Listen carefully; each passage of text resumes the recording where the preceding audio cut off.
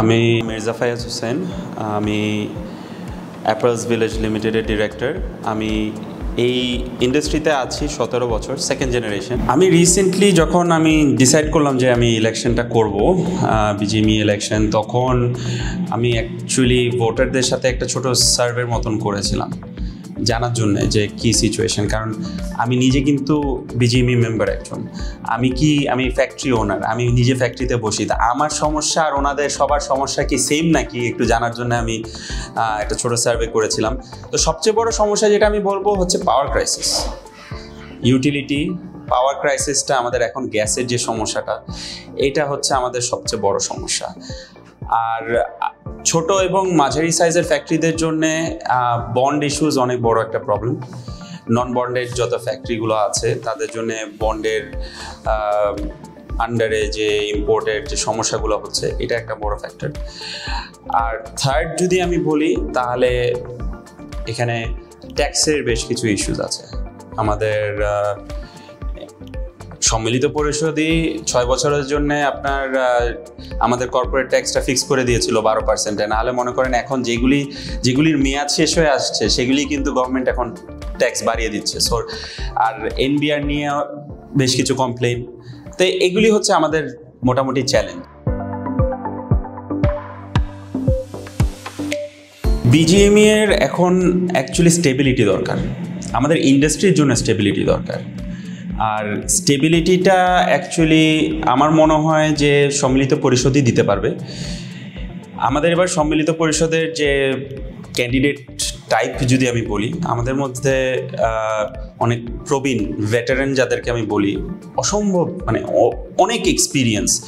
এটা শুধু ইন্ডাস্ট্রিতে না, গভর্নমেন্টের সাথে নেগোসিয়েশন থেকে শুরু করে ইন্টারন্যাশনালি যত বায়ার্সদের সাথে হ্যান্ডলিংয়ে, তারপরে ইন্টারন্যাশনাল অর্গানাইজেশনদের সাথে হ্যান্ডলিংয়ে, এরকম বেশ কিছু আমাদের ক্যান্ডিডেট আছে। সো আমার মনে হয় বিজিএমইতেও বোর্ডেও এরকম ক্যান্ডিডেট দরকার। তারপরে আমাদের এরকমও আছে ক্যান্ডিডেটস বেশ কিছু, যারা ওনারা হচ্ছে গার্মেন্টসে কাজ করতেন, জড়িত ছিলেন, হয়তো বা কেউ মার্চেন্ডাইজিং সেকশনে ছিলেন, কেউ প্রোডাকশনে ছিলেন। ওনারাও কিন্তু এখন ফ্যাক্টরির মালিক, কর্ণধার। ওনারা হচ্ছে ফ্যাক্টরিতে কি সমস্যা হয়, প্রবলেমসগুলো কোথা থেকে অ্যারাইজ করে, একেবারে নিচ থেকে উপর পর্যন্ত সব কিছু কিন্তু বুঝতে পারে। তো এরকম টাইপেরও কিছু মানুষ লাগবে ফ্যাক্টরি, বিকজ আমাদের মেম্বাররা কিন্তু বিজিএমইতে হচ্ছে ফ্যাক্টরিতে কি সমস্যা হয় এটা বোঝার মতন কিছু বোর্ডে মানুষ লাগবে। আর থার্ড হচ্ছে নেক্সট লিডারশিপ ক্রিয়েট করার জন্য, যারা আমি বলবো যে ইউথ, সেকেন্ড জেনারেশন অনেকে আছে, গুড ক্যান্ডিডেটস, যারা বাইরে থেকে পড়াশোনা করে এসেছে, ডিফারেন্ট একটা মাইন্ডসেট নিয়ে কাজ করছে, এই ইন্ডাস্ট্রিতে অনেক দিন আছে, বোঝে ইন্ডাস্ট্রিটাকে, কিন্তু টেকনোলজিক্যাল অ্যাডভান্সমেন্টের দিক থেকে বলেন আর একটা ভিন্ন মাইন্ডসেটের দিক থেকে বলেন, তারা they bring something different into the industry.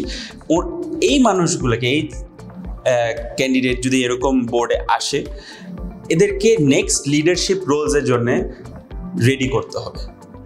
এরকম ধরনের যদি একটা বোর্ড সাজানো যায়, তাহলে আমার মনে হয় এই এখনের যে প্রতিকূলতা যেগুলি আছে, এগুলি ফেস করে সামনে একটা ব্রাইট ফিউচারের দিকে এগিয়ে যেতে পারবে বিজিএমই।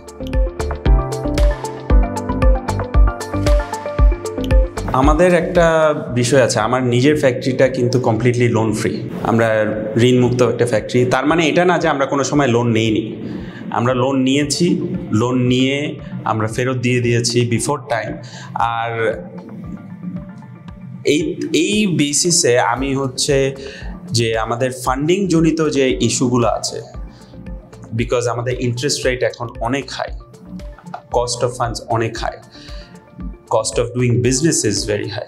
তো এই জায়গাটায় কাজ করতে হবে, specially small and medium size যে এন্টারপ্রাইজেস যারা আছে, এসএমই আমরা যাদেরকে বলি, এই এসএমইদের কিন্তু অনেক বড় একটা সমস্যা হচ্ছে, তারা ক্লোজও করতে পারে না। সমস্যা হলে ক্লোজ করাটা ডিফিকাল্ট হয়ে যায়, বিকজ আমাদের এক্সিট পলিসি নেই। আর ওদিক দিয়ে কিন্তু আমাদের ফান্ডিংও নাই। 14% ইন্টারেস্ট রেট দিয়ে ফান্ডিং কোথা থেকে নিবে, লোন কোথা থেকে নিবে? সো আমাদের কিছু গ্রিন ফান্ডিং ইনিশিয়েটিভ কিন্তু আছে, যেরকম ইটকল থেকে, আইএফসি, ওয়ার্ল্ড ব্যাংক, এখানে কিন্তু ভালো একটা অ্যামাউন্টের একটা গ্র্যান্ট থাকে আমাদেরকে লোন হিসাবে দেওয়ার জন্য বাংলাদেশের ফ্যাক্টরিগুলোর জন্য, যেটা আমরা এই লোনগুলা কিন্তু অ্যাপ্লাই করে আমরা নিতে পারি না, বিকজ আমাদের অনেক বড় একটা প্রবলেম থাকে হচ্ছে ডকুমেন্টেশনের প্রবলেম। সো এবার আমি যেটা করতে চাই, ফার্স্ট পয়েন্ট সেটা হচ্ছে যে গ্রিন ডেস্ক, আমরা একটা গ্রিন ডেস্ক রেডি করব। ওই গ্রিন ডেস্কটা থেকে আমরা হচ্ছে এই গ্রিন ফান্ডিংগুলা করার জন্যে আনার জন্যে যেই ডকুমেন্টেশনগুলো লাগে এই ডকুমেন্টেশনে হেল্প করব ফ্যাক্টরিগুলা যেন গ্রিন ফান্ডিংগুলা অ্যাভেল করতে পারে।